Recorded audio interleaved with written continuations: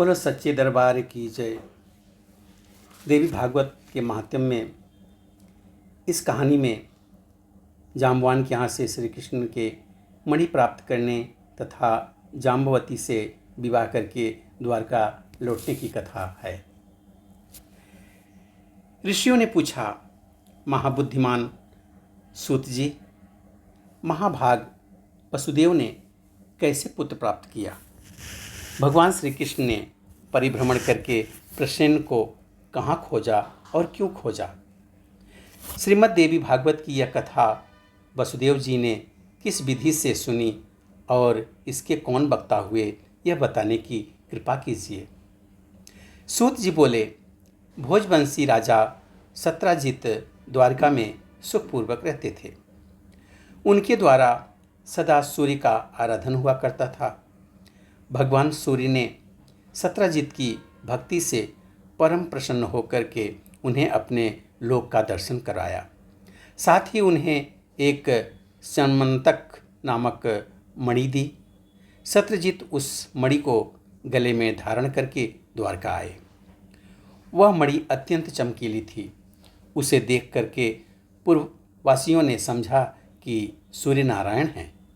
अतः सुधर्मा सभा में बैठे हुए भगवान श्री कृष्ण के पास जाकर वह उनसे कहने लगे, जगत प्रभो, ये सूर्य नारायण आ रहे हैं। उनकी बात सुनकर भगवान श्री कृष्ण के मुख पर मुस्कान छा गई। वह बोले, अरे बालकों, यह सूर्य नहीं हैं, ये तो स्यन्मंतक मणि धारण करके सत्राजित आ रहे हैं। मणि के कारण ही इनकी ज्योति फैल रही है। सूर्य ने इन्हें यह मणि दी है। तदनंतर सत्राजित ने ब्राह्मणों को बुलाकर उनसे स्वस्ति वाचन कराया, मणि की पूजा की और उस मणि को अपने भवन में स्थापित कर दिया। प्रतिदिन 8 भांड़ सुवर्ण देने वाली वह मणि जहाँ रहती थी, वहाँ महामारी, दुर्भिक्ष एवं अन्य उत्पात संबंधी भय कभी नहीं ठहर सकते थे। सत्राजित के एक भाई थे, उनका नाम प्रसेन था। एक बार वे उस मणि को गले में धारण करके घोड़े पर सवार हुए और शिकार खेलने के लिए वन को चले गए। उन्हें सिंह ने देखा और घोड़े सहित मारकर मणि ले ली। ऋक्षराज जाम्बवान बड़ा बली था। उसने देखा सिंह मणि लिए हुए है, अतः बिल के द्वार पर ही सिंह को मारकर उसने मणि छीन ली और उसे अपने पुत्र को खेलने के लिए दे दिया। बच्चा भी उस चमकीली मणि को लेकर खेलने लगा। कुछ समय बाद जब प्रसेन नहीं लौटे, तब सत्रजित को महान दुख हुआ। कहा, पता नहीं किसे मणि पाने की इच्छा हो गई, जिसके हाथों प्रसेन काल का ग्रास बन गया। फिर तो जनमानस के मुख में द्वारका में इस प्रकार किंवदंती फैल गई कि हो ना हो श्री कृष्ण ने प्रसेन को मार डाला है, क्योंकि मणि में उनकी आसक्ति हो गई थी। यह बात भगवान श्री कृष्ण के कानों में भी पड़ी। तब अपने ऊपर लगे इस कलंक को दूर करने के लिए उन्होंने कुछ पूर्ववासियों को साथ लेकर यात्रा आरंभ कर दी और वे वन में पहुँचे। सिंह द्वारा मारे हुए प्रसेन को देखा। रक्त से चिन्हित मार्ग को पकड़कर सिंह को खोजते हुए आगे बढ़े। एक बिल के पास पहुंचकर देखा कि मरा हुआ सिंह दिखाई पड़ा। तब कृपा परवश हो वह पूर्ववासियों से कहने लगे, तुम लोग मेरे लौटने तक यहीं रहना। मणि लेने वाले का पता लगाने के लिए मैं इस बिल के अंदर जा रहा हूँ। बहुत अच्छा कहकर पूर्ववासी वहाँ ठहर गए। भगवान श्री कृष्ण बिल के भीतर वहाँ गए जहाँ जाम्बवान का स्थान था। देखा ऋक्षराज का बालक मणि हाथ में लिए हुए था। इन्होंने मणि छीनने की चेष्टा की। इतने में धाय ने भयंकर शब्दों में गर्जना आरंभ कर दिया। धाय की चिल्लाहट सुनकर वहाँ तुरंत जाम्बवंत आ पहुँचा। उसका भगवान श्री कृष्ण के साथ युद्ध आरंभ हो गया। रात दिन लगातार लड़ाई होती रही। दोनों में 27 दिनों तक घोर संग्राम चलता रहा। उधर द्वारकावासी भगवान श्री कृष्ण की प्रतीक्षा में बिल के द्वार पर रुके थे। 12 दिनों तक उन्होंने प्रतीक्षा की। तत्पश्चात डर कर वह अपने अपने घर लौट गए। पहुंचने पर आरंभ से अंत तक की सारा समाचार कह सुनाया। सुनकर सबको महान कष्ट हुआ। अब वह सत्यजित की निंदा करने लगे। अपने पुत्र की यह कष्ट कहानी महाभाग वसुदेव के कानों में भी पड़ी। परिवार सहित वह शोक सागर में डूबने उतरने लगे। अब मेरा कल्याण कैसे होगा? इस प्रकार की अनेकों चिंताएं उनके मन में उठने बैठने लगीं। इतने में देवर्षि नारद जी ब्रह्मलोक से वहां पधारे। वसुदेव जी उठकर खड़े हो गए, मुनि को प्रणाम किया, उनकी यथोचित पूजा की। नारद जी ने बुद्धिमान वसुदेव जी से कुशल समाचार पूछा। फिर कहा, आप चिंतित क्यों हैं? इसका कारण बतलाइए। वसुदेव जी ने कहा, मेरा प्रिय पुत्र श्री कृष्ण प्रसेन को खोजने के लिए पूर्ववासियों के साथ वन में गया था। मरे हुए प्रसेन पर उनकी दृष्टि पड़ी। बिल के द्वार पर देखा तो प्रसेन को मारने वाला सिंह भी मरा पड़ा था। तब पूर्ववासियों को द्वार पर ही ठहरा कर वह स्वयं अंदर घुस गए। मुने बहुत दिन व्यतीत हो गए, अब तक मेरा वह प्राण प्रिय पुत्र नहीं लौटा। इससे मैं चिंतित हूँ।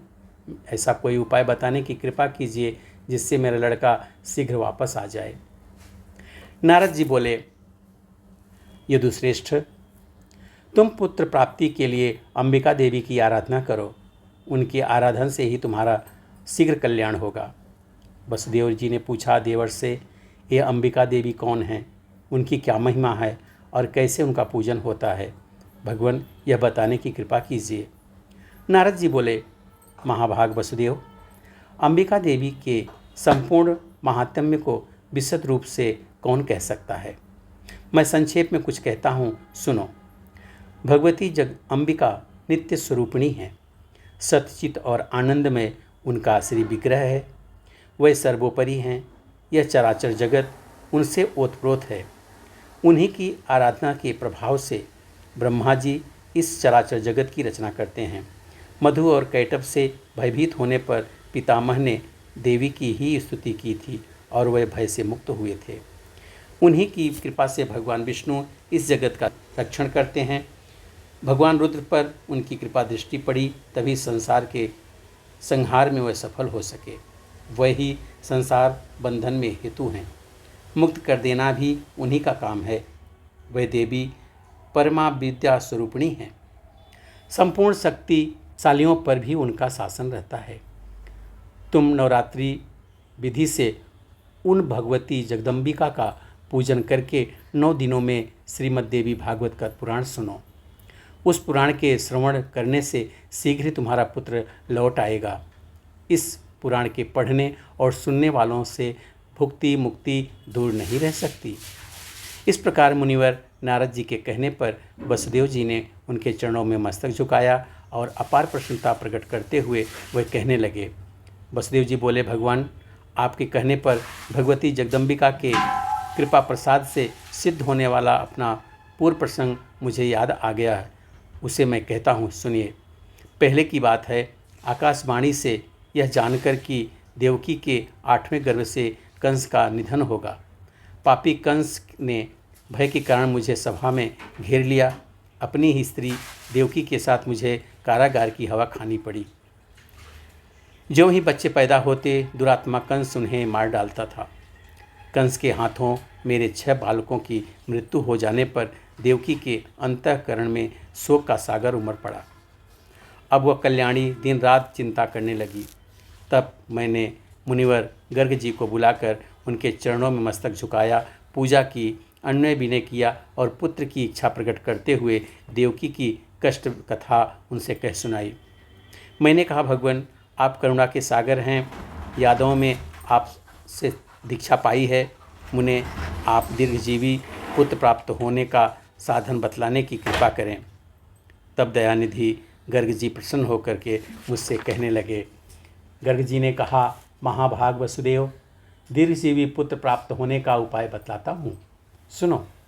भगवती दुर्गा भक्तों का दुख दूर करने वाली और कल्याण स्वरूपिणी हैं। तुम उन्हीं की आराधना करो।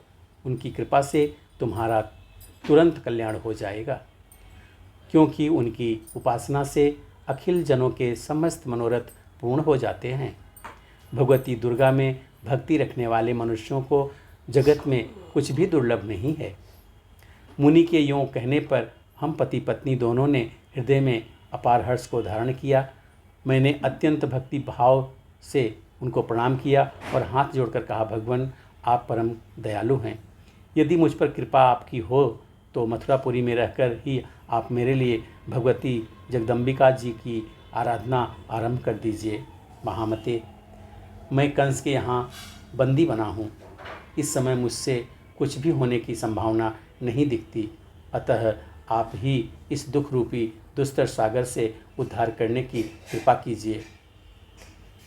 इस प्रकार मेरे कहने पर मुनिवर गर्ग जी प्रसन्न होकर बोले, वसुदेव तुम मेरे अति प्रेम पात्र हो, अतएव तुम्हारे कल्याणार्थ मैं अवश्य यत्न करूँगा। फिर तो मेरे प्रेम पूर्वक प्रार्थना करने पर मुनिवर गर्ग जी भगवती जगदम्बिका की आराधना करने के लिए कुछ ब्राह्मणों को साथ लेकर विंध्य पर्वत पर चले गए। वहां पहुंचकर वे भक्तों के मनोरथ पूर्ण करने वाली जगत माता के जप पाठ में संलग्न होकर उनकी आराधना करने लगे। अनुष्ठान समाप्त होने पर आकाशवाणी हुई, मुने मैं प्रसन्न हूँ, तुम्हारा कार्य अवश्य सिद्ध होगा। पृथ्वी का भार दूर करने के लिए मैंने श्री विष्णु को आदेश दिया है। वसुदेव के यहाँ देवकी के गर्भ से वह अपना अंशावतार ग्रहण करेंगे। उनके प्रकट होते ही वसुदेव जी कंस के डर से उन्हें लेकर गोकुल में नंद जी की घर पहुंचा देंगे। साथ ही यशोदा जी की कन्या को लाकर अपने यहाँ आए हुए कंस को दे देंगे और कंस उस कन्या को जमीन पर दे मारेगा।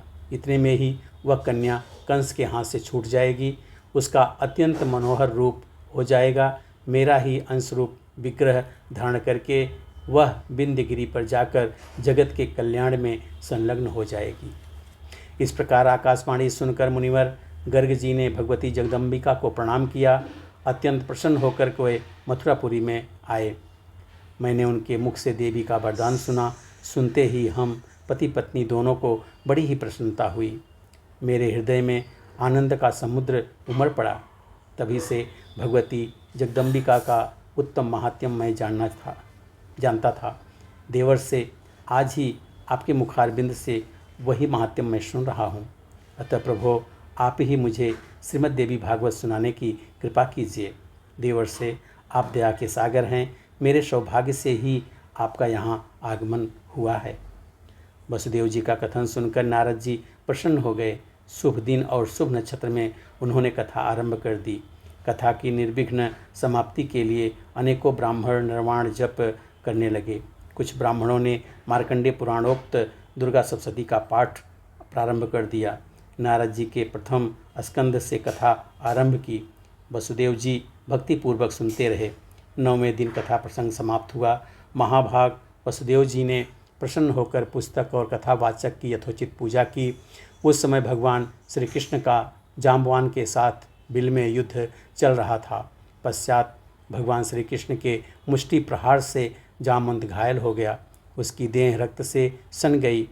फिर जब चेत हुआ तब उसने भगवान श्री कृष्ण के चरणों में मस्तक झुकाया और अपार श्रद्धा प्रकट करता हुआ वह उनसे अपना अपराध क्षमा कराने लगा। उसने कहा, भगवान मैं आपको जान गया, आप ही राघवेंद्र भगवान श्री राम हैं। आपके क्रोध से समुद्र क्षुब्ध हो गया था, लंका चौपट हो गई थी और सब परिवार रावण काल का ग्रास बन गया था। भगवान वही आप अब श्री कृष्ण के रूप में पधारे हैं, मेरी उदंडता क्षमा करें। प्रभो मैं सब तरह से आपका सेवक हूँ, उचित आज्ञा देने की कृपा करें। जाम्बवान की बात सुनकर जगत प्रभु भगवान श्री कृष्ण ने कहा, ऋक्षराज हम मणि के लिए यहाँ बिल में आए हैं। फिर तो ऋक्षराज जामवंत के ने प्रीतिपूर्वक भगवान श्री कृष्ण की पूजा की, अपनी कन्या जामवती का उनके साथ विवाह कर दिया और मणि भी सौंप दी। तब श्री कृष्ण जामवती को पत्नी के रूप में स्वीकार करके मणि गले में धारण कर ली और जामवंत से विदा लेकर वह द्वारका के लिए प्रस्थित हो गए। उसी दिन देवी भागवत की कथा समाप्त हुई। उदार बुद्धि वसुदेव जी ब्राह्मणों को भोजन कराकर उन्हें दक्षिणा से प्रसन्न किया। विप्रगण आशीर्वाद दे रहे थे। उसी समय भगवान श्री कृष्ण मणि धारण किए हुए पत्नी के साथ वहां आ पहुँचे। भार्या सहित श्री कृष्णचंद्र को वहां पधारे देखकर वसुदेव प्रभृति जितने लोग थे सबके नेत्र आनंद के आंसुओं से डबडबा गए और हृदय में हर्ष की बाढ़ सी आ गई। तदनंतर देवर्षि नारद जी भगवान श्री कृष्ण के आगमन से हर्षित हो श्री कृष्ण और वसुदेव जी से आज्ञा लेकर ब्रह्म सभा को चल दिए। भगवान श्री हरि का जो यह चरित्र है उसके प्रभाव से अपयश शांत हो जाता है। शुद्ध चित्त होकर निर्मल भक्ति के साथ जो इसे पढ़ता अथवा सुनता है वह पूर्ण सुखी हो जाता है। जगत में उसकी अभिलाषा अधूरी नहीं रह सकती और अंत में वह आवागमन से मुक्त हो जाता है। यहाँ पे अध्याय 2 समाप्त होता है। जय हो माँ शेरा वाली।